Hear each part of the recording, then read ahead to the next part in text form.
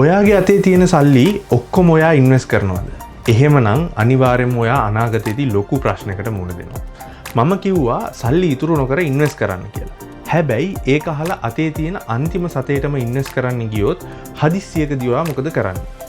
සල්ලි කියන්නේ හරියට ඔයාගේ යට තියෙන හමුදාවක් වගේ. මේ හමුදාව තමයි අපි පිටත් කරලා අරින්නේ අලුත් දේවල් අල්ලගන්න. ඒ තමයි ඔයාගේ ඉන්වෙස්ට්මන්ට්ස්.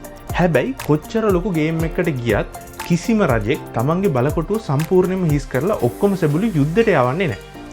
බලකොටුව රැකගන්න වෙනම ආරක්ෂක සේනාවක් තියාගන්නවා. ඒ අය ගිහින් යුද්ධ කරන්නේ නැහැ.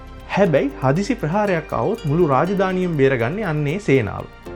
සල්ලි පාලනය කරනකොටත් මේ නීතිය මේ විදිහටම අදාළයි.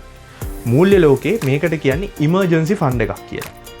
ආයෝජනය කරන්න කලින් ඔයා මුලින්ම මාස 6කට ජීවත් වෙන්න ඕනේ කරන ගාණ වෙනම බැංකු ගිණුමක දාලා තියාගන්න ඕනේ. ඒක තමයි ඔයාගේ ආරක්ෂක සේනාව.